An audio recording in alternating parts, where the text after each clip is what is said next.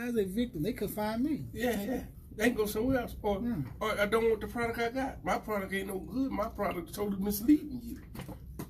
You know? But they got me where this is what I do in the community now. Yeah. I did 30 years of hurting. Yeah. I do the rest of my life for trying to fix it. Right. And that's me. Can you hear us? City, yes. Can you hear me? Yes. Do you need these? Yeah. Yep. All right. Oh, take this gum out. This is Conscious Community Connections. This is 6 o'clock. All right, y'all. We doing another show with another guest. I am so happy he showed up.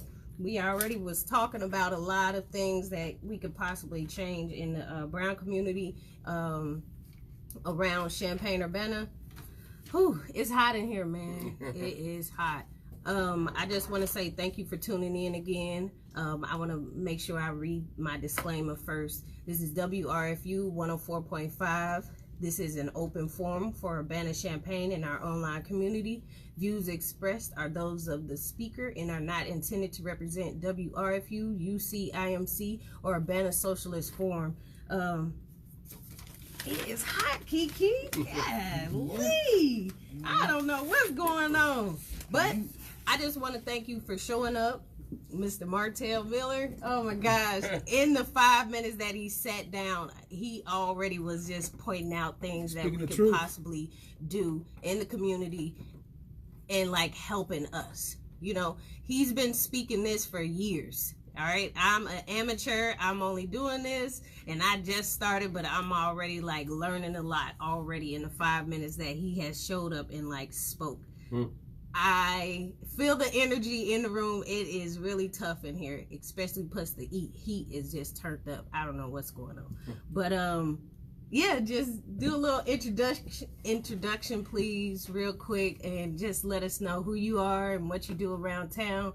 You are known around town to open up some eyes, and I don't know if I want to say it, but bust some heads or whatever you want to say, but you just standing up. So, all right, my name is Martell Miller. I was born and raised here in Champaign-Urbana. I've been here 58 years of my life. I only left for 8 months. Ain't no place I would rather be than home. In Champaign, ain't nowhere. I say nowhere better than here. People don't think it is. We're 100 miles, a little over 100 miles. We can travel around the world. You know, we can leave from Wheeler Airport if you want to, but you can go to Indianapolis, Chicago, and you can get wherever you want in the world. Yes. I'm gonna start out with what I do in the community right now. Right now, I work at Cunningham Township. I'm a caseworker and I'm an advocate at the same time. I like to put my advocacy kind of first, but they pay me to be a caseworker, so yeah, I do the job that they want me to do. And at the township, we help with housing, and we help with people that can't get unemployment, and you're totally down on your luck. You can actually get a monthly check for us for $265 a month. You have to do some public service work, or if you're on the track of going into Social Security, you can still get it till you get your Social Security. It's a good place over there in Cunningham Township. Is at 205 West Green Street, directly across the street from Urbana Library.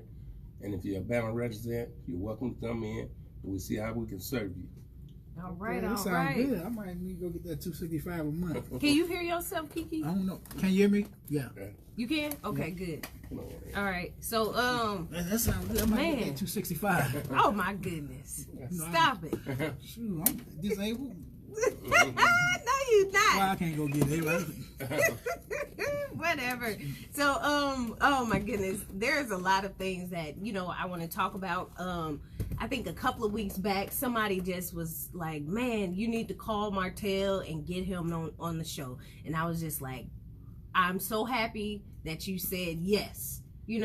I know you don't like to talk to a lot of people because it seems like you just talk and talk and talk. And I've heard you before where you like, I'm tired of talking. It's just time to start doing. And we need that. Right. And like I'm saying, I've been to probably over 500 meetings in the last 15 years. The meetings always talking about what we can do. I'm telling them pick a problem and we're going to find a solution. And and the solution ain't going to take 10 years. We're going to put down 36 months, this is going to be gone. It's no longer going to exist. And the one thing I'm fighting against right now is homelessness, housing for families, affordable housing. That's what we're doing at Cunningham Township. We're trying to kick down some of these doors, trying to expose some of these people that's, I say, off our dysfunction. They get paid, but we never get our dysfunction fixed. So I feel if we get the dysfunction fixed, they feel they ain't got a job, but then our community suffer. I'm tired of seeing our community suffer. Yes. Yeah. Yes. The big problem with that homelessness, though, man, it's a lot of mentally ill people out there homeless. When they shut a lot of mental hospitals down, you know, for the last, 5 years, they shut all them hospitals down. No, mental hospitals been closed for almost Longer 20 than years. 20? Yeah. Over 20. I think it's before the 80s. They started shutting them down. Oh, okay. And they just really just been going forward since then. But it's just like, where you going to send all these people that's sick and need help? Right. You know, we're dealing with mental health right now. They had a lot of money coming down the pipe for mental health. We had Access Initiative to come through here, which it came through, but it did not do it. The money was spent, but the people wasn't served. Right. Yeah. You know, you know, we got Rosecrans here. They got the people here and the services here, but the people that needs the service is not getting what they need. Right. Is it because they don't know, or just what? Like I say, I feel people make money as long as we say dysfunction. And then when I was growing up, say you had mental illness, it's like black families wouldn't accept mental illness. They call you crazy. And I would tell somebody right now today, I had to go get some services. I had to go see a psychiatrist. Because when my mom died, it bothered me because I told my dad before he died I was going to be there for my mom. And I actually left the nursing home for 5 hours. And with that 5 hours, I stayed there from the 23rd. I left the morning, the 26th, about 5 o'clock. I went home. I was tying my shoes up to come back about 10 o'clock that morning. They called me and said my mama passed away. And I just thought she died alone. And I mean, it just really, it really affected me. When I'm saying, well, when I said it affected me, because I thought I felt my mom. And I would try to talk to my brothers and sisters about it. And they say, oh, Tia, man, it's all right. But they just understand how it was affecting me. And I had to go outside of someone that knows you to give me the treatment that I need. And it really helped me out because it was really tearing me down. And that's something we got to talk about, is the mental illness that's in the black community. And we got to talk about what the black community went through, you know? Yeah. Oh, yeah. Yeah, there's a lot of trauma out there. Yeah, a whole lot of trauma. But then those same programs, they'll put that wording into their programs, trauma, you know, their mental health, mental illness. Isn't that how they get their grant money, and then they don't really serve those same people? And then you said that, I couldn't say that no better, you know. They get the money, and we got to demand the service. We got to organize and say, hey, you know, this money coming down the pipe, these people getting paid. There are a lot of people getting paid that don't look like us. The same, and here I look at it, the same folks that put the affliction on you. Here to serve you, that's like the bully hitting you in the eye, and all he's telling you is he's sorry, but he's gonna hit you in the eye tomorrow. That's true. You know. Oh my goodness. I'm glad you said it like that. I make it very easy to understand when I talk. Cause I was sitting in a meeting one time with a bunch of people as organizations, and we were talking, and I told them like this. I said, it's good. I said, everybody dressed good. I said, I'm gonna treat y'all like I would talk about like a fire department. Just think of a fire department come to your house. They got the brand new truck. They got all the latest gear to fight the fire. They got brand new hoses that don't even leak. But when they go to the hydrant, they ain't got no water.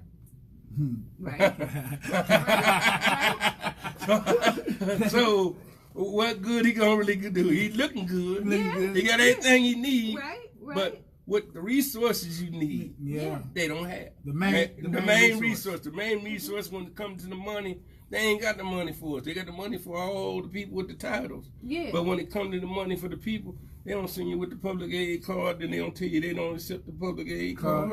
And then they don't give you, use your insurance card, and your insurance say, oh, that You got a $30 deductible on the hospital, but on this mental health, you know, you got to pay the first $500. Yeah. Right. You know, so Wow. how you gonna get the service? Yeah, yeah. True. So we need to demand the service. Right. Period. Now, we need to organize, period, as the black community. We need to organize about what goes on in our schools, what's taught in our schools. Mm-hmm. You know, we need to organize what's happening in our neighborhood, Mm-hmm. how we police. Mm-hmm. You know, Mm-hmm. we need. I'm trying to get the homeless to organize. I tell the homeless people, if they go to our city council meeting, 40, 50 deep, about 3 weeks, I guarantee they'll make a vote so they don't have to show up no more. We'll be Yep. in their face. Yep. You know, and they don't want you showing up. Like when I show up at city council, they didn't want me there. No. But I'm speaking out. Mm-hmm. And I just wish people had joined in with me. But because a lot of things I wasn't speaking out, I wasn't suffering from it. But other people was. I'm Right. the voice for someone ain't showing up. Yeah, so, yeah. So do they Yeah. really care? Right. Right. Wow. Wow. Let me help you. So Yeah, that's true though. I'm happy, and man, I'm telling you, I didn't cool down a little bit, just a little bit. That's a true saying what you just said, because when I was doing my little time, and Morris had a problem, and the captain said, "Well, it's only 2 of y'all. Now, right now, like y'all the problem. Mm. So if you bring back 20 more, now I got a problem because I got to address the issue because you got more with you. Right. But like you two just got a problem. So like y'all the problem. So that is true, man. People organize and start going to city council meetings and talk to their state reps and stuff, and in full force, something will get done. Yeah, yeah, I believe that, because a lot of people, you know, they try to change policy, but they only do it, you know, with a couple or a few. You know, when in all actuality, you know, the vote for, I think it's the school board is coming up. How? Go ahead. You got to vote for the school board. You got to vote for the subsidiary councils. Positions open up. You got what else you got to open up? I think they got judgeships. No, that's in November. Well, we got a lot of things that we could go vote on, but you got to be Educated on it. educated on voting. Don't just go get your Democrat vote. Yeah, exactly. I'm like this. I'm an independent voter. You know, because I got to be. Yeah. And they say it's a two-party thing, but I'm gonna tell you about the two parties. You got the Republicans. They train move 100 miles an hour. You got the Democrat. They train move 50 miles an hour. But you want to know something? They end up in the same place. Yeah. So They do. the one go a little faster, but the direction is all the same. Until we change the direction of the Democratic Party, where they will follow the bylaws instead of their own laws. You know, now the Democratic Party follow their bylaws. Oh, it'll be something good. But until then, you know, they change their direction, try to serve the 1%. You know, instead of the 99%. Oh, it's going to be a failure for the poor. Yeah. And that's what we see today. That's true, man. We've been voting Democrat. Well, I know where we at. Wow. And you know, before we used to vote Republican, they just switched the party around. Right. Yeah. You know, Yep. that ain't been but the last 50 years. Yep. They just switched it on. Yeah, it's true. Right. The Democrats need to be Republicans. You're right. It was GOP, wasn't it? Yeah, because it was the what was they, the Dixiecrats? What the GOP stand for? I don't know. No. You got me.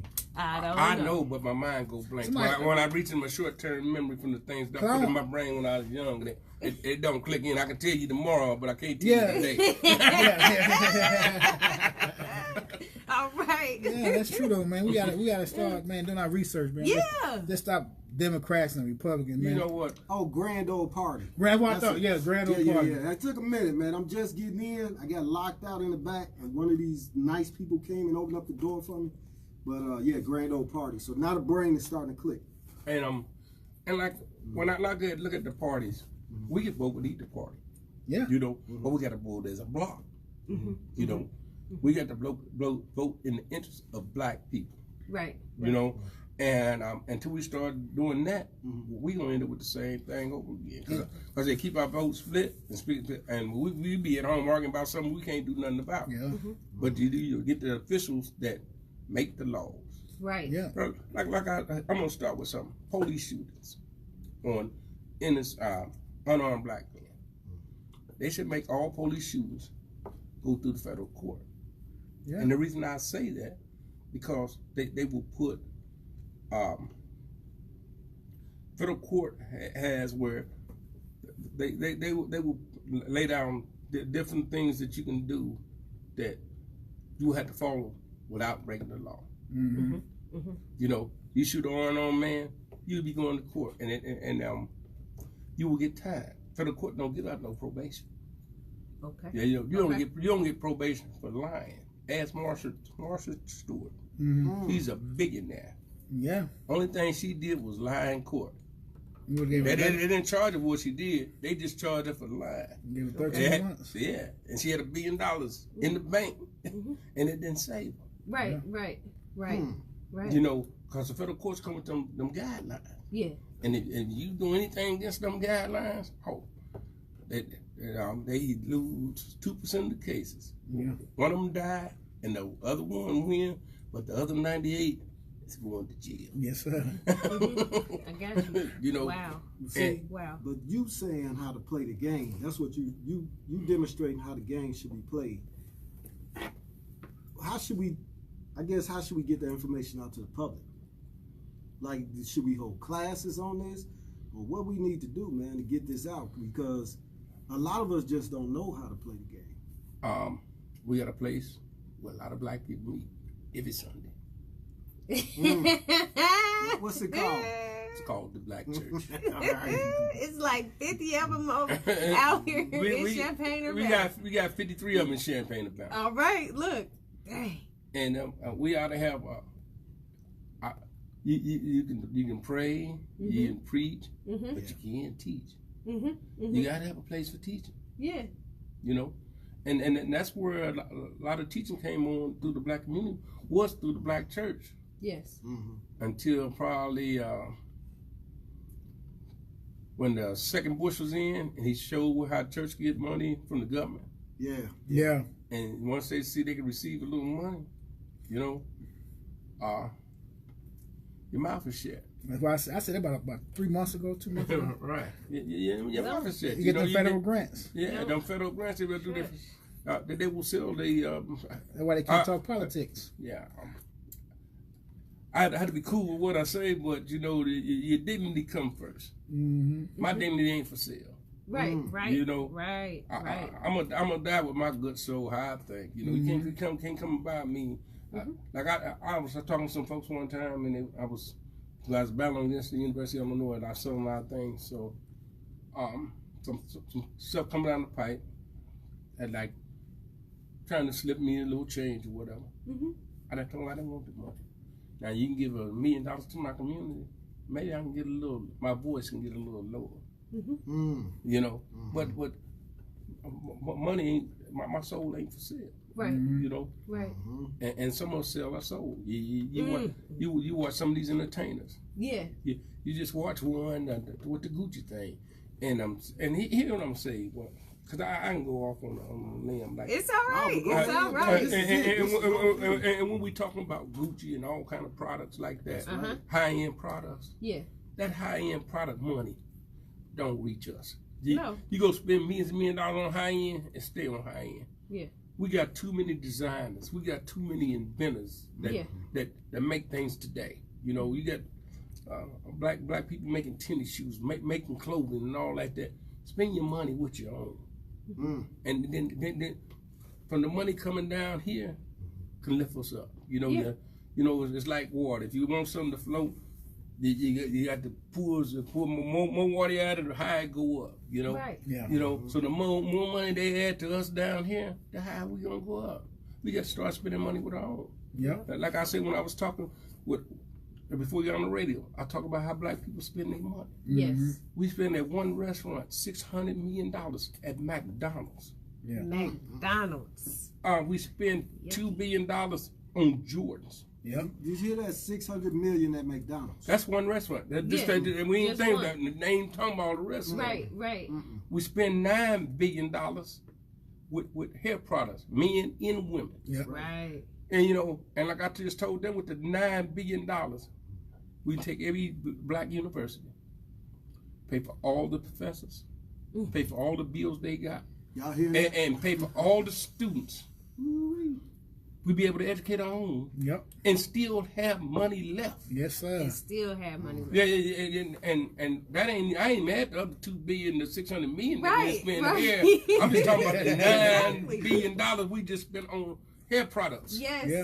Yeah. And we got such a beautiful, I'm looking at her hair, we got such beautiful hair. Why we want to change what we already got? Right. Why we got to go buy them? We buying their hair to look like them. They doing their hair like us. Yes. So something is really wrong with that Something picture. is, You know, we yes. looking at our stuff wrong. Yes, we are. Yep. Yes, we are. You know, and that comes, like I was talking before, we talking with it's Black History Month. Biggest lie ever told. Yes, sir. And the reason I'm gonna say that, and I'll say it again, biggest lie ever told. Black history is real history. Yes, Real it history is. should start. The oldest person ever been found was 1.3 million years old. That's where history started at. Yes. It don't start 400 years ago. It don't Right. start 3,000 years ago. It don't Right. start 7,000. It start 1.3 million years ago. It start with us. Yes. And when we start history like that, we should stop our kids from, stop our schools for teaching the wrong history. Yes. Oh, You know, my gosh. You know, they should talk real history. You know, they should talk where the language came from. Yeah. They should talk where civilization came from. They should talk where the people that already explored the universe and out there in space, because they discovered the black hole probably 10 years ago.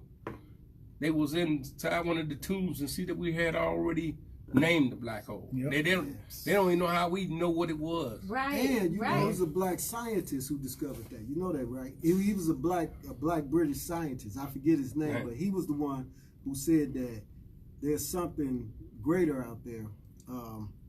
That these, he was the one that introduced. Who was talking to Einstein. It was a black scientist. You know that? Right.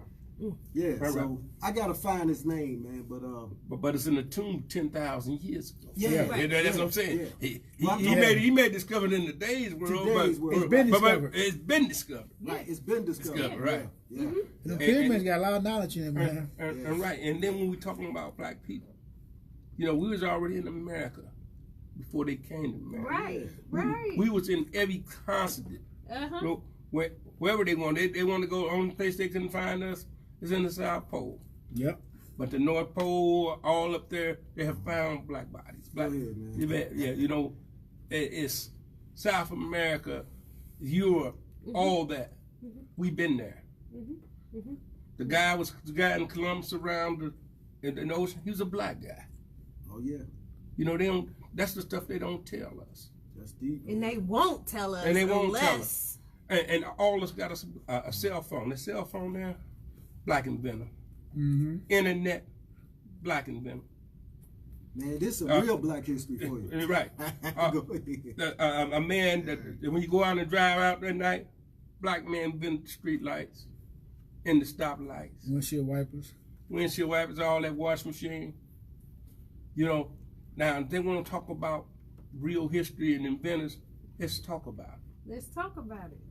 You know, how did all these white men get all these patents in the 1700s, 1800s, but then they always had black assistants. Take from their slave because they own it. All right, take from their slaves because they own it. But then, even with the patents, they made that a rule or a policy to Right. withhold us, Yes. or Yeah, you know, black people can get back patents. Yeah. Do your research, please, everybody. Do your research. Right, and now here's something else I'm gonna tell somebody. Martell done learned to read till he's 43 years old. What? Wow. Tell's 43 years old. Wow. And I want to tell you something. I just think if I knew how to read when I wanted, when I was going to school, I couldn't read. I would tell everybody. I wasn't ashamed. I tell my teachers. I was in high school. I never forget my teacher, Mr. Evans, handed me a pack. In high school, they had you a pack that you do for a whole quarter. You know, he handed it to me the second day of school. I handed it back to him. I said, I can't read it. And he said, what do you mean? I said, I can't read. I said, I'd rather go to read 5 classes a day than go to places I can't even do the work. And the man told me I can give it to my brother or sister, somebody they could do it for me. No, I don't want them. I hand it back. Told me you can keep it. I can't do Now, if you want me to do it, show me how to read it, and I'm willing to do it. Right, Yeah. right. You know, but I can't do it. And in my mind, I had put in my mind I couldn't read. And the way I learned how to read was that me and my cousin had got in. That's when I got charged with eavesdropping, and we was fighting our own case. I went to adult ed. When I went to adult ed, I read probably about a 3rd grade, first month level.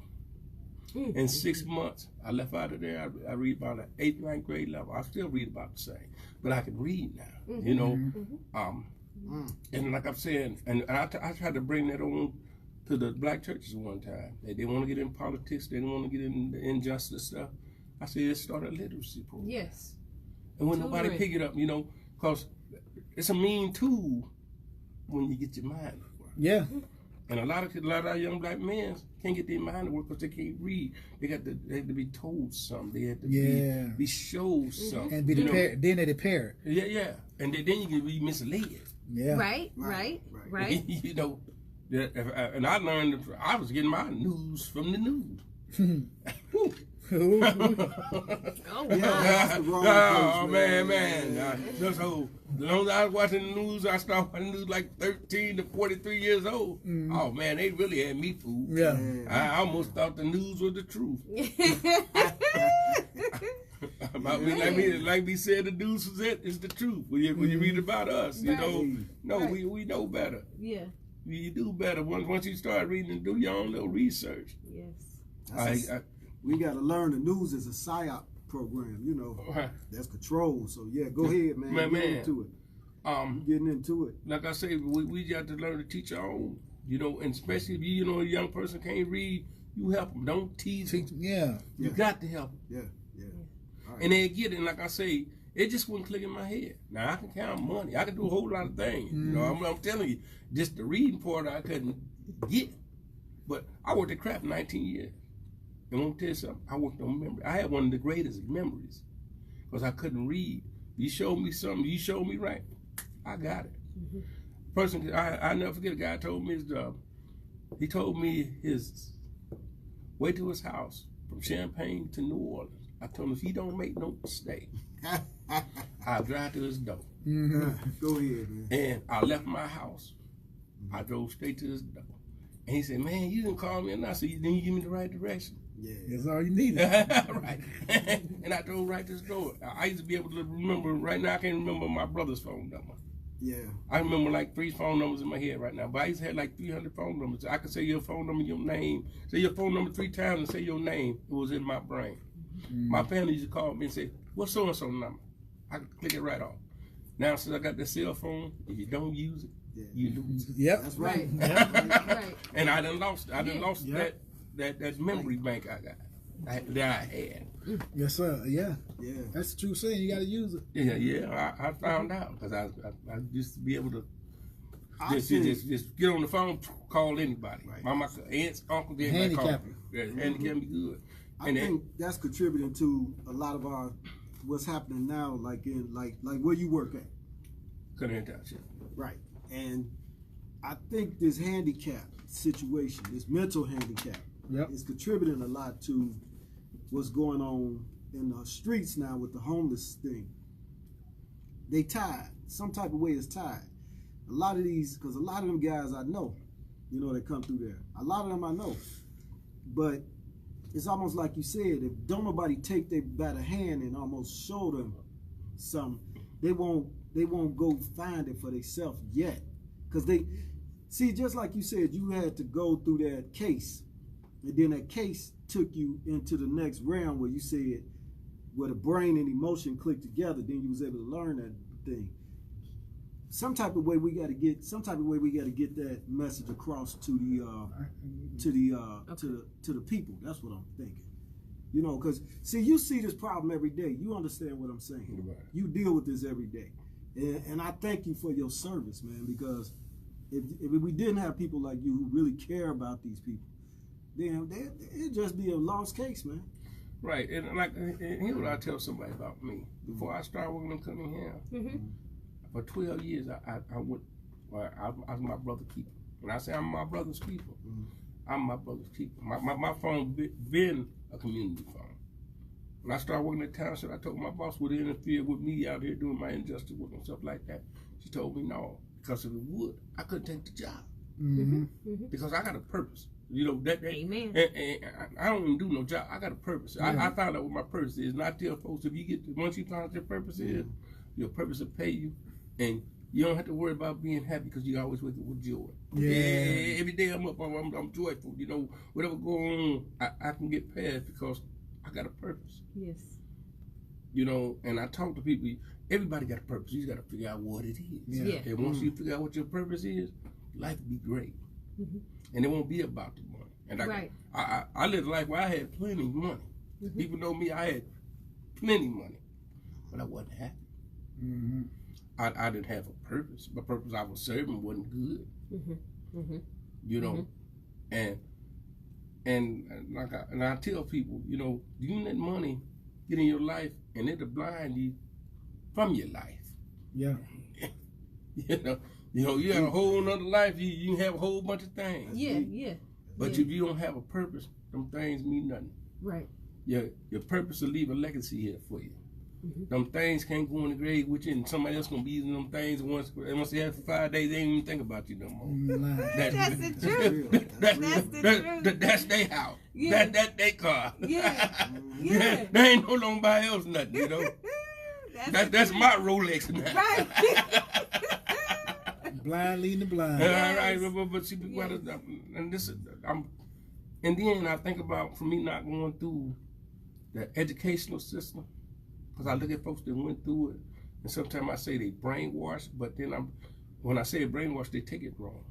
They can't think really outside the box. I think outside. I think totally outside the box. Sometimes I come with someone and say, how you get that? I'm just because I'm not thinking on the level that they were taught. Because I was never taught that. What's your experience? Life experience. And like I say, my life experience, I can tell folks for me, 14 years old, I made the wrong turn in my life. I will say that. I grew up in a house with both parents. My daddy worked 3 jobs. My daddy never slept 8 hours until the weekend. My daddy worked at a commercial bank. He worked from 7:30 in the morning to about 4 in the afternoon. When he left there, he went on and took a nap. He went and cleaned up Ace Hardware, Central Finance, and that would be after 5 to about 8. Then he went to clean up Medical from 11 to 3. Then he had to be at work 7 in the morning. And he did this it wasn't nothing. And then I used to see him working, trying to pay bills and all like that. I watched my mother went from cleaning people's houses from a man calling her a black bee. She come home, and my dad told her she never had to go back to work again. The man pulled up in our driveway, demanded my mama come back to clean his house. My dad said, let him be in the driveway when I get back. And my mom made sure that he left, but then my mom went from working for somebody. She went to school to be a hairdresser and went to Cosmetology school and became a hairdresser. It's like 1967, 68. I was about 8 or 9 years old. She worked for herself. My daddy still worked like he did. But then I watched them, it's like a struggle. And I went around to the pool hall where the hustlers was. That's what I'm saying. They wasn't struggling. You know, I'm seeing $100 bills and $50 bills, and I'm saying, shoot, that's how I want to get my money. But my old man used to tell me, you're gonna learn wrong, and you don't think wrong right, because wrong won't come with no regulations, no guidelines, and you make up the rules as the game goes along. Yes, sir. And I learned wrong, and I'm gonna tell you, I went wrong about 30 years. And I thought I was doing that. I would help people. I thought I was doing right and everything. But at the same time, I'm poor as my people. I'm sure. And I look at my neighborhood, look at my little cousins, my uncles used to tell me, man, you can't come to the family reunion letting the young kids see you like doing this or talking like this. And I look at a lot of my cousins, they put the penitentiary. Because before I got in the drug game, it was a taboo. You didn't show folks what you was doing. You did it behind the scenes. My generation brought it out like, oh, this is what you do. You be a player. You do all the crazy stuff. This is the 80 hustler. The 80 hustler messed it up for all hustlers. Now these young folks think it's a job. And, you know, I was talking to a young man. I asked him, I asked if he had a job. He said, yeah, I sell reefer. I said, man, that ain't no job. He said, pay me. Hey, man. You know? Man. And he was serious. You know, I broke it down to him, man. This job comes with a lot of consequences. And most people think the consequences is jail. A lot of my buddies died from death. You don't come back from death. Right. You know, and people got to understand that. You know, the drug is death and destruction. And I put death first.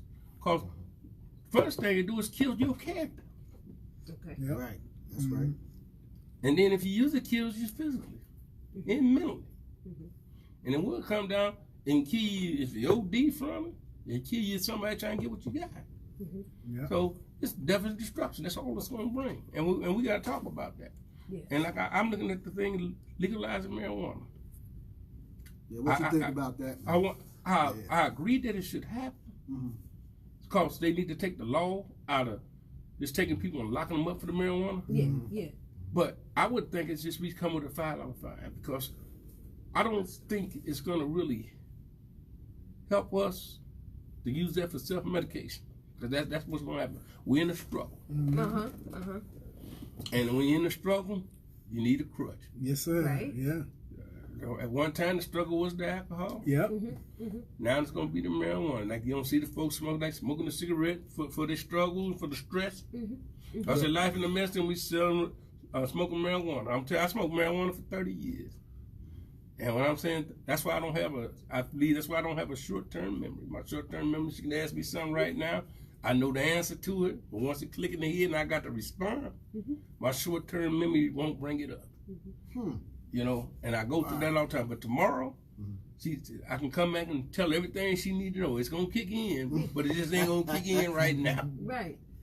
You know, and it's a real thing. Only reason I think they need to take with drugs is an illness, you know, and if they want to really stop drugs, well, we got too much technology not to stop cocaine from coming into the United States. I'm gonna tell you something about cocaine if you don't know this. Cocaine only grows like 3 places in the whole world. That's true. It don't even cocaine grow in South America, but it don't grow in Africa. Nope. Right. Cocaine grows about 3,000 feet up on the side of a mountain. You have to at least have somewhere that's 3,000 feet in the air. You know? And oh, that's deep, man. Now, and how can they stop it and they know where it's at? They not I going want to tell you something right now. Try to. Right now, I can take a dime and lay it out there in the street, and it's foggy outside.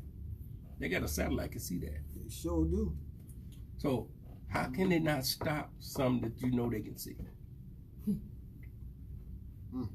And they ain't got no main highways.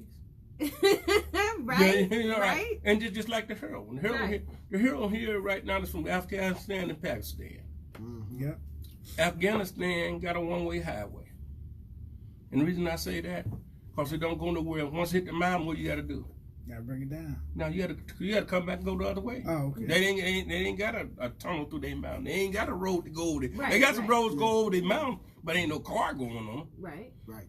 You know, and they talking about the drug problem.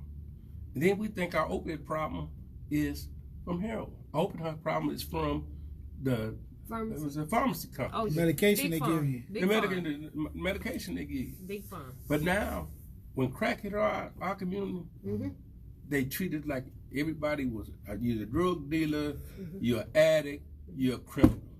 Yes. Opiates hit their community. Oh, You sick. you're sick. It's an Need help. We epidemic. need hospitals. It's an First, epidemic. It's academic. Yeah. We just now in Champaign, we got a place where you can go for drug treatment, where you can go in for drug treatment. And that's cost the opiate.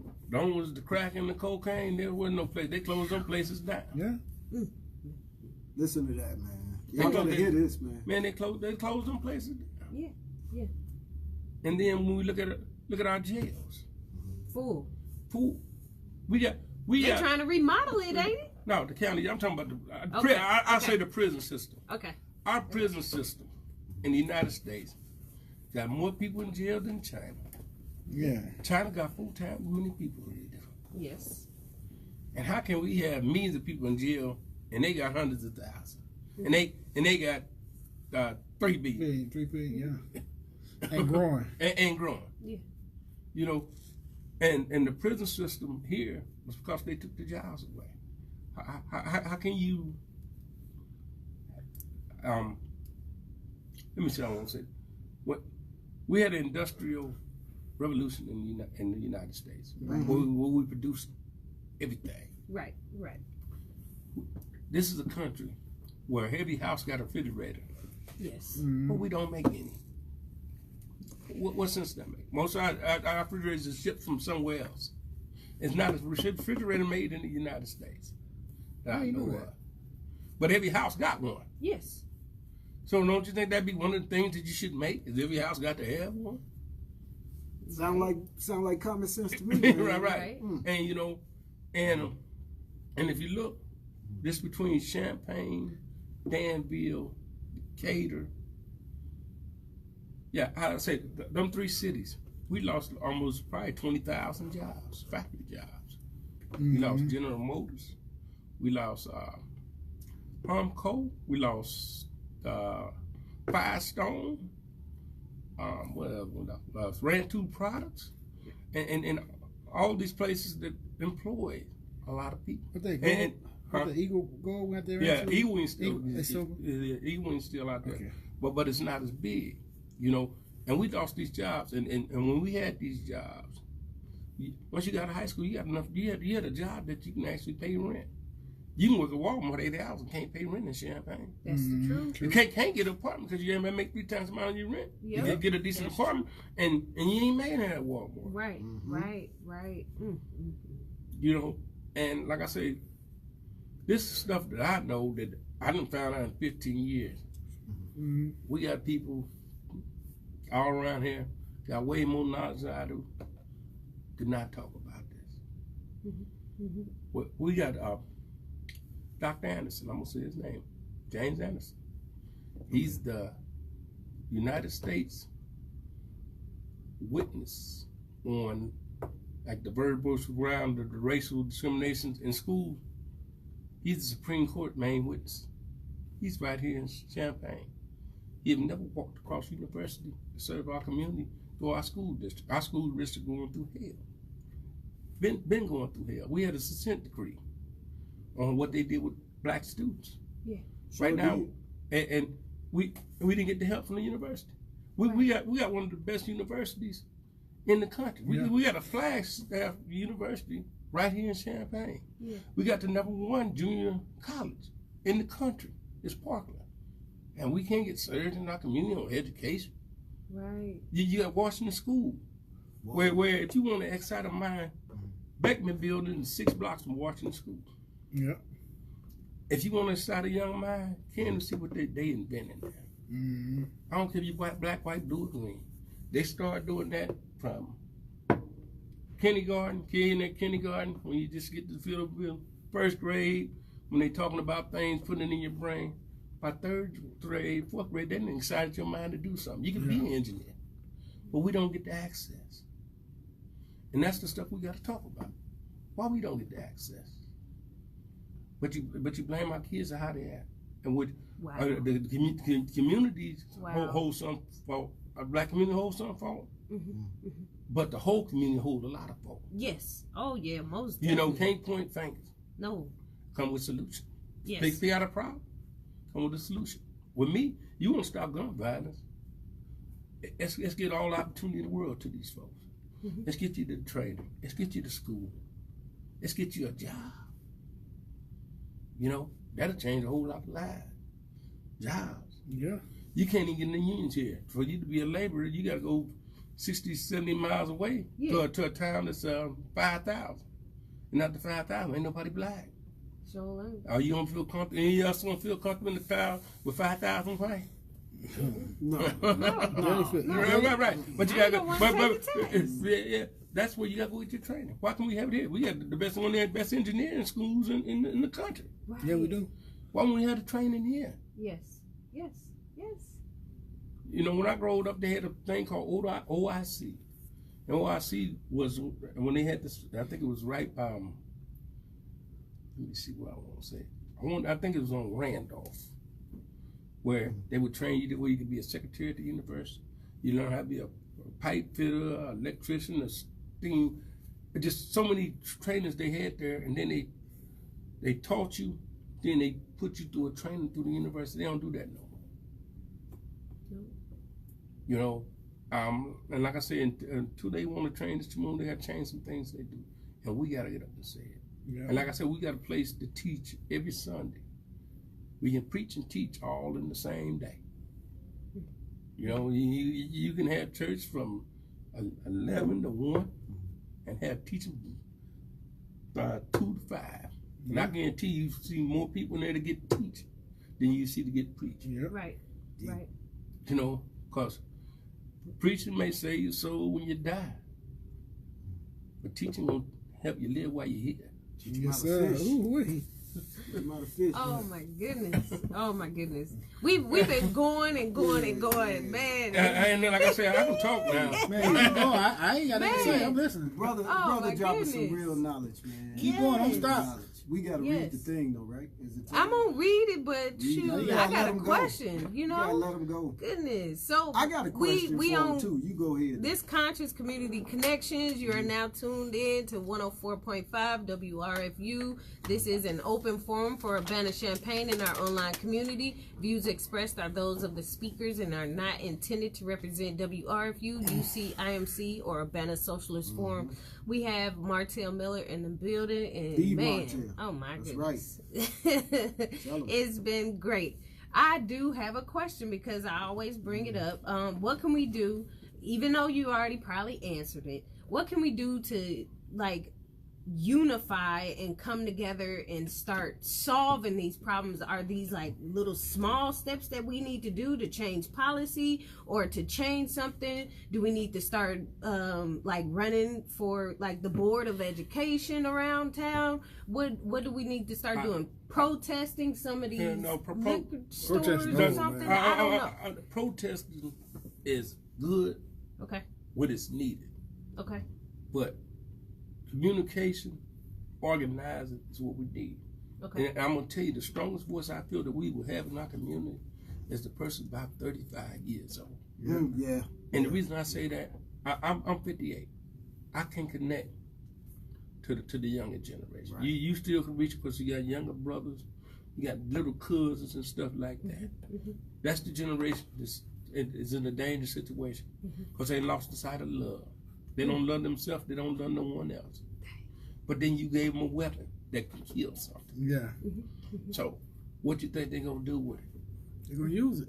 And what they gonna do? Kill something. Right. So we got to show. We got to get the love to them. I growed up, like I said, I had both parents. I had my grandma and my grandpas. My other grandpa, my father grandpa died when my grandpa died when I was like 7. But I do got a memory of him. And I had my great grandma. Mm-hmm. You know, I had some things put in me. These kids don't get things put in them. They don't have a neighborhood. I growed up in a neighborhood. I say neighborhood from 1st Street to 6th Street to Ash and Oakland, Washington. People knew my name. Knew my parents. I could do something. The phone beat me home before. I tried to run home. I know I got seen. The phone gonna beat me home. I done had some neighbors whoop my butt. I had Mr. Terry slap me upside down. I'm out there just cuss one day. He come out there, said, "Little Miller," and he said, "That's you." I said, "Nope." The next thing I know, my feet was where my head supposed to be. I think you got a reaction on something going on there too. Somebody identified with that one, man. Hey, I won't tell you something. I wasn't cussing in front of his house no more. Found a new spot there. Oh, shit. I watched where I cuss from then on. Yeah. I maybe whispering cussing in your ear. Yes. Yes. And you know, that's the kind of neighborhood we had. And you know, everybody knew everybody. But our neighborhoods ain't like that no more. You know, I don't think we'll have another black neighborhood like I grew up. Which was my question. Is this getting worse or is this getting better? from your standpoint? I would say it's worse if I look at it from my eyes, but it may be getting better because we everywhere now. You know, Okay. You know, and when you say everywhere, that means you got eyes and ears. And you know what? Tell you something, your eyes and ears everywhere. Can't nothing go undetected. Yeah, yeah. So it's in our better interest, but we still got to organize. Right. Just because you got $1 million and you're black, don't make you better than the person with $1 or no dollar and you're black. You in the same struggle. Yeah, yeah. But LeBron will tell you, he's staying in a almost $100 million house and come out and they rolling his door the N-word. You know, that mean that money didn't change his color, didn't make him no high. Right. But here what I'm really mad at. The money we got these folks making these movies, but won't nobody make the truth on America. Tyler Perry ought to make a movie, The Truth on America. Show the real black struggle. Show what really happened to us in slavery. Show where Thomas Jefferson was raping our young women. You know, but you put him up on a pedestal. But he's a pervert. Yeah, yeah. Show where Christopher Columbus was a murderer, a thief, and doing crazy things too. We try to make him a holiday. Right. You know, show what the FBI did to us in the 60s. You know, Oprah can do the thing. You know, we got enough money to tell our real story. But we won't do that. We help them hide it. We make a whole lot of stuff that's fun. Water it down. I water it down. Let them show roots. And which roots is real salt. A Django. What you think about Django? I liked it, but you know. It was entertaining. Yes. Yes, it was. Black Panther, entertaining. Yes. Yeah. Let's get some really educational. Okay. You know what? If you ever want to get the monster out the cave, you make him show his face. It's good you said a good movie, man, that was out, man, that's out. I still watch it. I like it. The Hate You Gave. Yeah. Gave, you seen that? Yeah. Oh yeah. Man, now that's telling the truth, man. Yeah. They didn't sugarcoat too much nothing. Right. Because my favorite part of the movie when she was talking to Common in the kitchen about pulling the man over, the Caucasian man, the Asiatic man, and he's breaking it down to her that we pose as a threat, but a man in the suit don't pose as a threat, and he got the gun. The worst killer. Do you think the worst killer in the world look like us? No. When they keep when a young white child, like the guy I did, 17 years old, went in what's the school? Columbine? No, not Columbine. No, he went in the church. No, I'm not even talking about him. When the one went in, Not Dylan Roof. Okay. the one went in the school and shot the kindergartners in the first grade. Oh yeah. Sandy Hook. Sandy Hook. Yeah. Sandy Hook. They found everything they found wrong with him. He's crazy. Sick, crazy, all like that. He couldn't just be a murderer. Yep. His But- mama didn't like him. You know, All that but stuff. they found an excuse for the dude going to the theater to kill some folks. He's crazy. But we killing each other one on one. We murders. They can't never get called murder. A cop shooting an unarmed man when he tell him he got a weapon ain't no murder. He get I can talk about cop killings, and like I said, they got to make it a federal crime. And that's something black folks have to push for. To make all police shootings have to go to the federal court, because then they lay them guidelines out. They put guidelines on everything, and they have to follow. Yeah. So it won't be none of them going free. They may want to go to the jail that we want them to go to, but they going to jail. Yeah. They off the streets. They won't be hurting nobody else. I don't care if they put them all I don't care if they put the police that commit murder all in the same prison with each other, but they won't be on the streets free. Yeah. Take their freedom. And I want to tell you something, you do that to about maybe 5 of them across the whole United States, it will stop. And we had a president could have called that. Our President Obama. He could have called it. He could just wrote it down and say, I'm pushing this through. All police shootings going to be on the federal investigation now. Now, if he didn't do it, who do you think going to do it now? We in trouble. I got you. Right. I do have a question. Even though you said we need to be unified and, you know, come together as numbers, but, you know, what if we do the unification and then we still got pushback from the higher up people? Do you get what I'm saying? Like, we're trying to make change around in Champaign-Urbana, and we're trying to make it, you know, to where we can start doing a little bit more. But what if we get that pushback from those higher up people and basically saying, like, no, you can't do that, you need to do something else? Do you get what I'm saying? Hear what I'm gonna tell you. Always gonna be war with casualties. You may have to just go to war. Okay. You know. Okay. And you want to tell you something? The United States wouldn't be what it is today Mm-hmm. if they hadn't went to war against Great Britain. Yes. They hadn't went to war against the South. Okay. You know, sometimes Right. it's going to have to come with casualties. Okay. You know, Okay. well, we at war right now, but we surrendered. Yeah. Yeah. You know, Yeah. well, we keep talking about it, and instead of organizing. I ain't saying go pick up guns. No. But then pick your brain up. Yeah. You know, keep fighting. You know, start. I say with the money we got, we can shout with ourselves, and we all be all right. Yeah. You know, we don't need their money. I want to tell you something. The Koreans shot with themselves. Yes, we talked about that too. Goodness. The Chinese people shot with themselves. Yes. The Indians shot with themselves. Mm-hmm. Mm-hmm. The white people always shot with themselves. Mm-hmm. But we don't shot with ourselves. Nope. You know, and like I say, you can have a lot of things. But things ain't nothing. You know, things deteriorate. You can go buy, you can go buy a Ghost right now. $500,000 car. Drive around the block and kid bank tell them you don't want it. You don't lose $50,000. He ain't went nowhere. You just drove around the block. Just cause your hands touched it and went off the showroom floor and you bought it. Now you can test drive it and don't come back when you come to get it. It's gonna be the same price. You buy it and drive around the block and bring it back and watch you lost $50,000. Yeah. And you ain't went nowhere. You didn't go around the block. Just because you bought it, that means it had an owner. That means it's no longer new. It's a second-hand car. Mm-hmm. Yeah. Mm-hmm. Mm-hmm. You know, and Hey. Oh my goodness. Yeah. You dropping some gems here. man, but what I say we need to do in our community, for one, we got to talk about the crime that's on our community. When we say black on black crime, that's us black people killing black people. White people kill white people. Chinese people kill Chinese people. So it ain't just that we sing out this crime, black on black crime. Everybody got crime against them. Yeah. You know. Yeah. Yes. So we got to start calling what it is. A spade is a spade. Right. And like I say, when they talk about the snitch rule, I grew up, and like I say, I dug in the streets real good for years.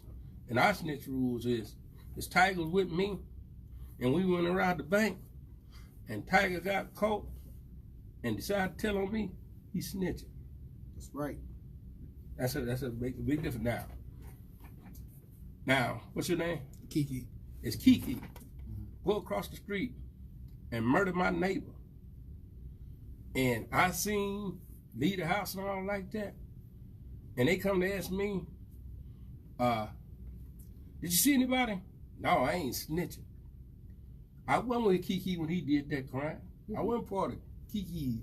Don't know what he's on, but I seen it. Yeah. And that's a crime to the community. Yes. Right. So if you want a crime to stop to the community, you tell them. You know? Yeah. And you got to start this. And they need to start this all over the country with us. Yeah. Tell them. You know, back in our days, you know, we had a guy did a burglary in our neighborhood. We found out who did it. And here we said, whoever seen, jump on him. I don't care if you can't whoop him, but when you see him, you whoop him on sight. Yeah. And I'm gonna tell you this, I ain't mentioning that. Hear what he did. He got tired of us jumping on, because he got jumped on 3 or 4 times a day. It was like 60 of us. We wasn't no gang, but we neighborhood. Yeah, they were what? Yeah. And he broke in Miss Walker house, one of the older ladies, and stole her television.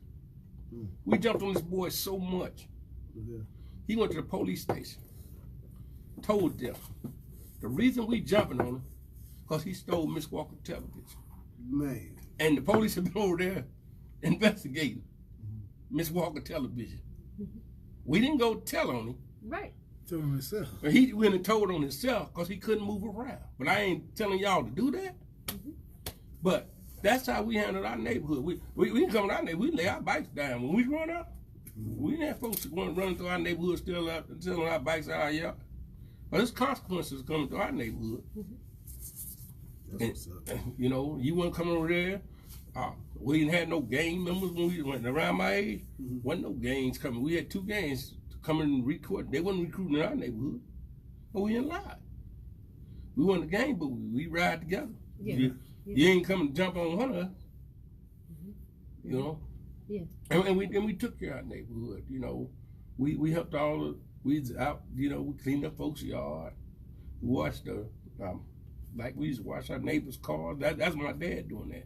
You always had to do something for your neighbor. That's deep. Right now we got a coat drive at my job.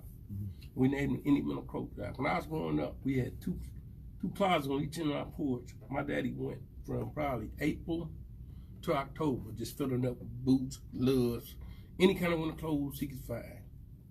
And a lot of them back then, when I was growing up, people was coming from the south, moving to the north. They wasn't used to this weather. My old man would see women with children with no coats and bring them out. He had them coats, gloves, boots, everything. They come right to the house, he get to them for free.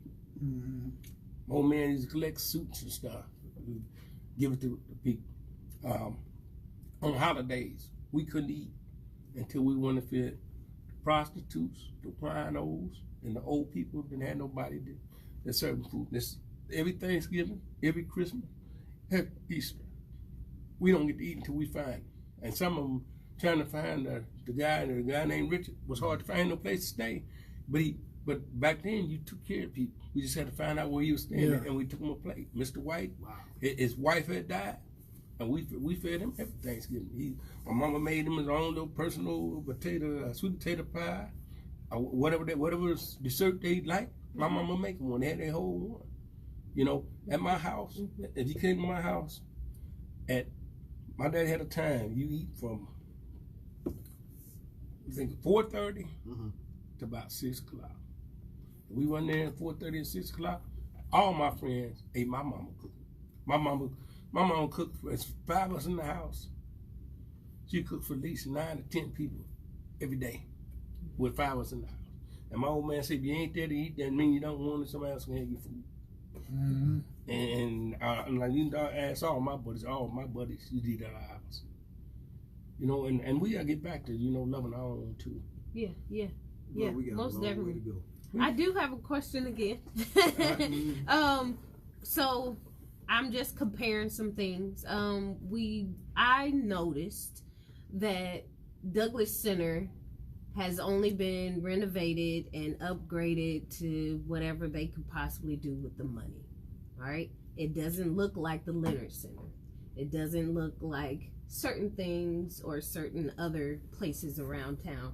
How can we make change? And we talk about buying, you know, black and, you know, doing certain things. How can we make a change? How can we get that? That's a good question.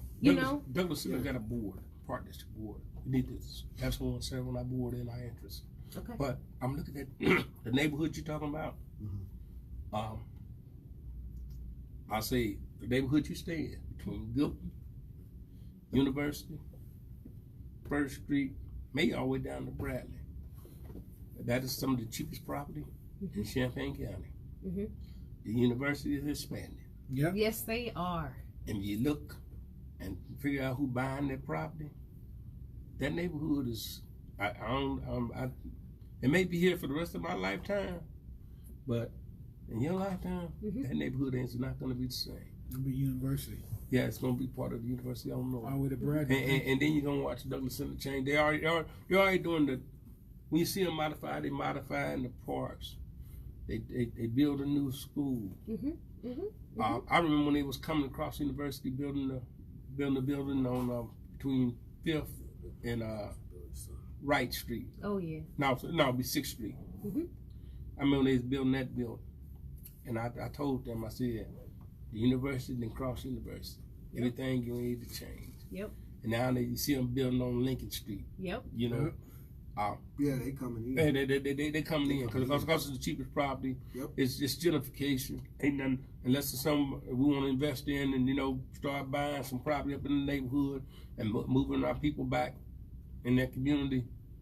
But I don't think I'm gonna see that happen. It's because I don't know who's gonna invest, who's gonna bring the money, and because you're gonna tear down them houses. Yeah. And they've been tearing them down. Yeah, but they ain't putting them there. They empty lots. Right. You got more empty lots in that neighborhood than you probably got houses now, because they're saving that land for something. They saving it. Yes, All right. they are. Habitat I've been watching it. Habitat gets some butt. Yeah. Yeah. Yeah. They do. Yeah. But that's their Urbana side, though. The Champagne side, they ain't really been doing much. Right. They just been tearing stuff down. Yeah, because that's scary. Yes. I want to tell you, one time I was on the University of Illinois. This was me and my cousin Patrick. We had our mentor tutoring program. And I was in the urban planning building. And when I seen this, it didn't dawn on me. They had family housing, and it went between Goodwin, First Street, and Washington. They had like a little design somebody had built it up, and it's like apartment houses and stuff like that. And when I seen it didn't dawn on me. But when I started doing what I do in the community, started educating myself on a lot of different things, I said, "Oh, that's my neighborhood." So I went back and see if I could find the little piece the guy had designed. They said. And I found out they said a student designed that. That's a student project. So when I was talking to the guy, I said, "Was a student project making sense what y'all using?" He said, "You got a point there. If it made a lot of sense and it benefit someone, they probably would use it." But when I first seen it, I didn't know what it was. And that was like in probably 2006 when I realized what it was. It's like 4 years down the line. And that's why I tell folks, that's going to be family housing. They ain't tear down Orchard Downs and all like that. They fixing on it, but they're not going to keep it. Because the land value to tear it down and build it there will cost them 3 times as much as to build it on the Orchard Downs terrible too. Yeah. Right. And then they can knock them houses down, start from scratch. And that's what they did. And this will be high-end property over here. Whatever they're going to do over here is going to be high-end. Yeah. Because they can get the money for it. Right. This is going to be rental property and whatever else they're going to put over there. They may start putting some of the university buildings over there because they're still in walking distance and they still can have the buses drive through it. And then now they're getting the medical college over there. Urbana's going to change with the medical college. Yeah, they think the biggest medical college in the state, in the country. Right. The first medical engineer college in the world. Yep. So that means it's coming real soon. It's coming real soon, real fast. And then with the Chinese students, they said, we got the second biggest amount of Chinese people in the country in Champaign.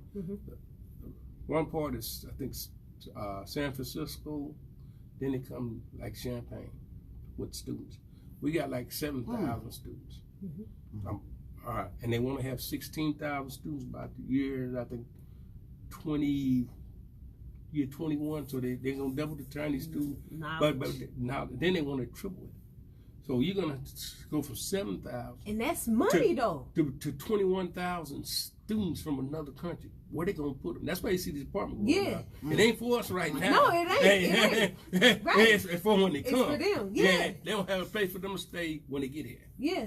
Because right off of Green Street, they got all this they got another big building that's going up behind the building that they already put up. I've been watching. And I'm only 35, so I've just been watching just different things going on, and I'm just seeing the change. And I'm on campus, and I know for a fact the more international students that come here, they can charge them more than the regular community. So they also provide us with the opportunity to do that 4-year free college, free tuition type of thing. But they got all these international students where they can charge them $100,000 or how much ever it is, for them to go there for 4 or 5 years.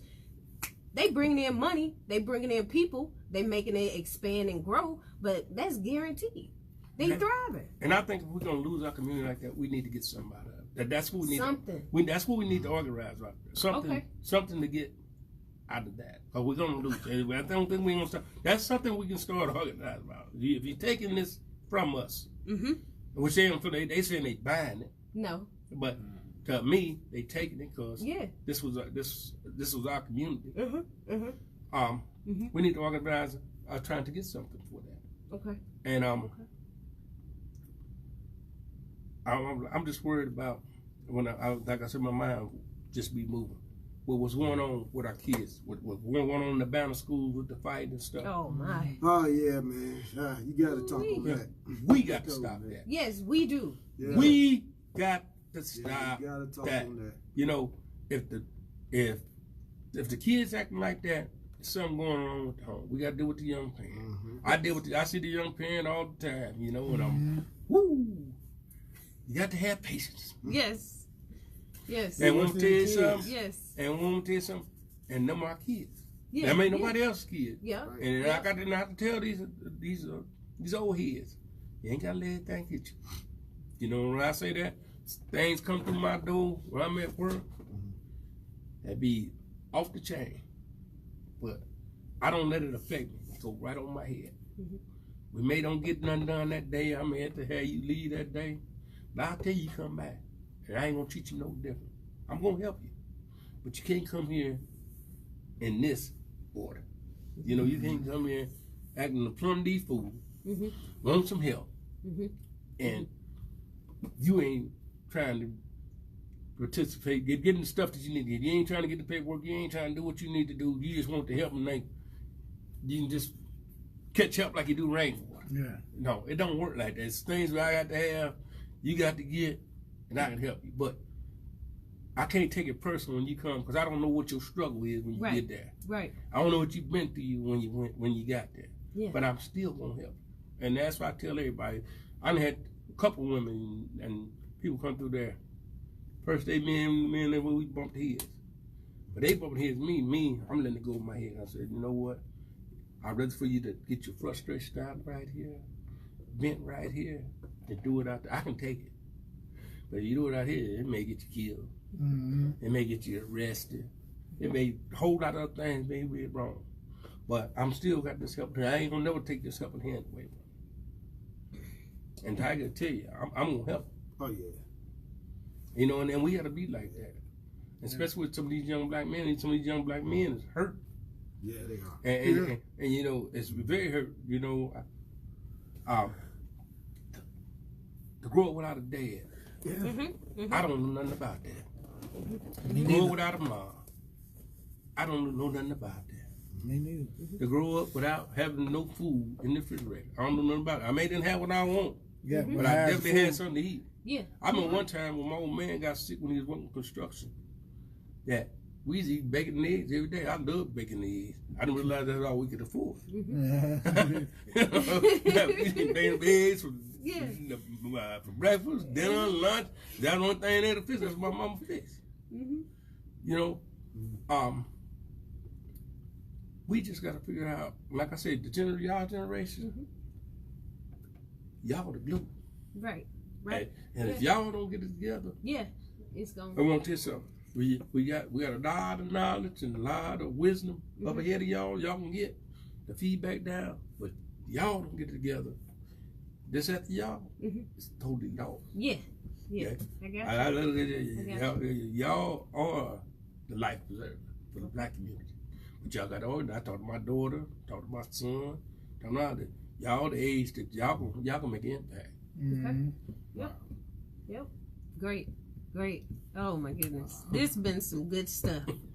I've been doing my homework. You know, I had someone a couple of weeks ago talk about doing some like renovation or just something in Douglas Center, and he said that he did find someone to actually help us, you know, do some renovation in Douglas Center. Everything is on hold as far as like fundraiser and like getting the money to do certain things, but we have to, you know, go through certain people in order to do it. That's what I need you to do. Okay. Organize. Okay. Go to that board Okay. and ask for what Douglas Center deserves. our tax money. There's a taxing body. Yep. We have tax money going through there. Yep. Out of our neighborhood. Yep. From our people. Yes. And that's a place to serve our people and make them get what they deserve. You know. Okay. They didn't build. They building parks where ain't even no neighbors. Neighborhood. No neighborhood. Yep. Instead of doing that, let's put some money in the Douglas Center. But we got to protect Douglas Center. Like last time I was telling folks, I used to tell a lot of guys, you know, Douglas Center's our safe haven. Yes, it is. We can't have shootings out there. You know, my granddaughter go out there, and I wouldn't know what to do. Something happened to her. You know. Right. Yes. You know, and we can police our own community. That's what I'm gonna say. We can police our own community. We know who the knuckleheads are. Yes, we do. Deal with them, you know. Talk to them. Offer them something. You gotta offer them something else. Yes. Yes. Tell them the drug game ain't no money. It's really tired. It looks good while it's going on, but like I say, drugs bring death and destruction. Yes. And a lot of them guys that then end up dead come from the drug game. Right. And we just got to show them and work on trying to. We need to get our people trained on like being carpenters, plumbers, painters, landscapers. Everyone. Once you got a trade, you ain't got to ask nobody for it. I always say that. So we have to work on getting them trained. Okay. You know. Okay. And especially the young men that's out of school, you know, either graduate or 21, you know, kind of lost. We got to get them trained. Get them trained, yeah. Okay. Yeah. And I don't know how we can get them in the union. We have to challenge the unions. We have to challenge. We have to challenge the University of Illinois. We like I say, we got a flagship university. They do stuff globally. Yeah. And they can't do nothing locally. Right. Right. That's a problem. That's a problem. And it's walking distance. Yeah, it is. You know, we got to, you know, go sit down in the Chancellor. You know, we may have to go out there and not boycott, just disrupt. You know, go out there and go park all our cars in the middle of Green Street. Everybody black come say, until you come and see about us, just get our cars and park them. They can't tow them all. You know. You know, it's some ways to protest. Like my son told me one time. My son's 25 now, but one day I was fussing about his saggy pants, and he hit me so hard. He said, "Daddy, the only thing you see going on in my life is my saggy pants." I said, "What do you mean?" He said, "I can't find a job. The police messing with me." He talked about school. He's still in school. How he's treated in school. And he said, the only problem you can see is these saggy pants on me. And I said to myself, no, you're right. But I said, but they got it, though. They got the best. Them saggy pants was the best silent protest. Because they did it everywhere. Everybody noticed it, but didn't nobody organize it. Wow. Wait, go back over that. Wow. Go back over that again. Go back over. Wow. You gotta hit that again. Wow. Saggy pants was a protest. A silent one. It was a silent protest. It wasn't organized. I never thought about that. I didn't either till he did that, and he made me think. You know, like I said, I think outside the box because he hit me so hard. I didn't. I wanted to come at him, but I couldn't. Because he hit me so hard. I had to just get up off of him and say, what are you saying? Whoa. Wow. And then I realized, I said, this is the best silent protest I ever seen in my life. They didn't have to say nothing, but they was noticed. Oh, wow. If they ever, just thinking, if you ever all the folks you seen with saggy pants to go at something. They've been unstopped because they was everywhere. Yeah. And everybody noticed them. Everybody talking about them. Yeah. But wasn't nobody organizing. Yeah, we got to post that one, man. That's deep. All right, I never man. thought about that. All right. You judge a book by its cover. All right. That was deep right there. Yes. Oh my goodness. This has been a good a good video, a good session, a good episode. It was a silent protest. All of it. But it took him to say that to me when I was attacking him about them. And what, like I said, when he rebutted to me, it made so much sense. Yeah. It made me stop the thing. That's the same thing my Reese said too. Reese was doing the show. Yep. Yeah. So the only thing we talk about and first thing we see is pull up your pants, boy. Right. But they got all these problems and difficulties. Can't get a job. Can't get a job. Police messing with him. Right. He got probably fines or something. Right. Got to go to court or Wow. just anything. Child support. Everything. Yeah. Yep. Well, hey. Hey, I do a lot of research and I try to, stay in the community and I'm being a little bit more involved. But I am a powerful person. I know I am for sure. And the more that I, open up my mouth and do this radio show, the more I get ideas to go out there and organize and try to unify. And here what I want to tell people, here, like I said, I'm almost self-taught on everything I know right now about the court system, how the city council work, the county board work, all the boards work. I went to city council like 3 or 4 years straight. I ain't gonna say every city council meeting, but I probably went to 75 to 80% of them. I'm talking about Champaign and Urbana. I went to county board meetings. I went to school board meetings. So I wanted to know how they work because these folks affect my community. Right. And y'all generation, y'all need to be involved. Okay. Learn how the government works. Yeah. I tell, and I hear what I would like for them to do. I would like for them to have high school students learn about the court system. May take a whole week to go to the court system. Learn how to pick the jury. Carry them in the traffic court, see how traffic court work. Carry them in the civil court, see how civil court work. Carry them in criminal court, let them know how criminal court. You can learn a lot.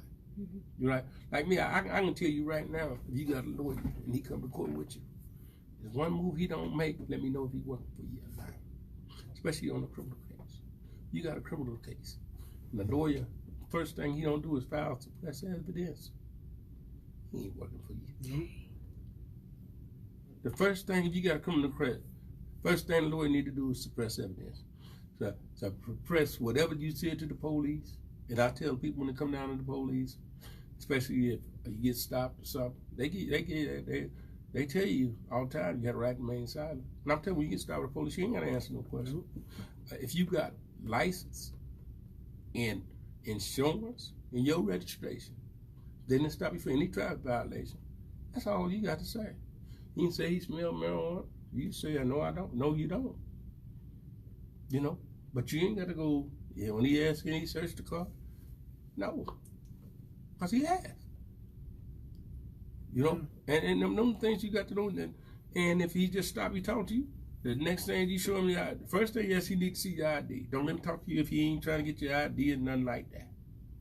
You don't need to see your ID, that means he ain't trying to detain you or nothing. You can keep it moving.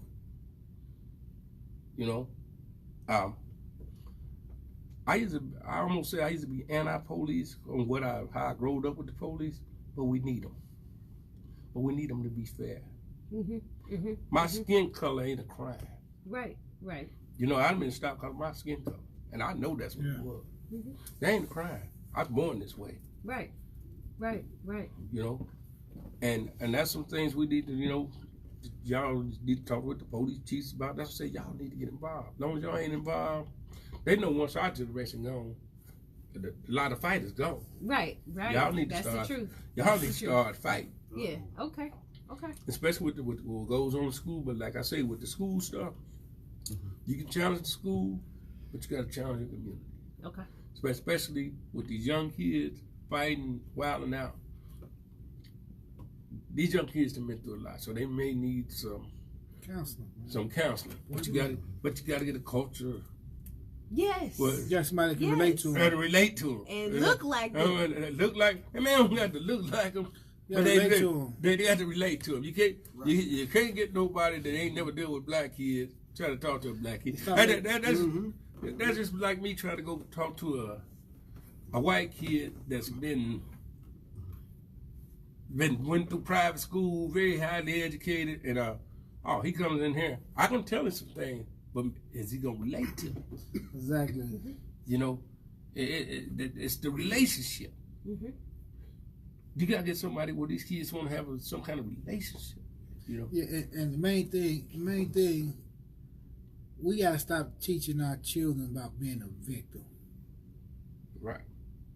Everybody try like I was telling you about your nephew, your cousin last week, and I called you. Part I didn't want to get no pissing match with them people. And I was really just saying. But I called you.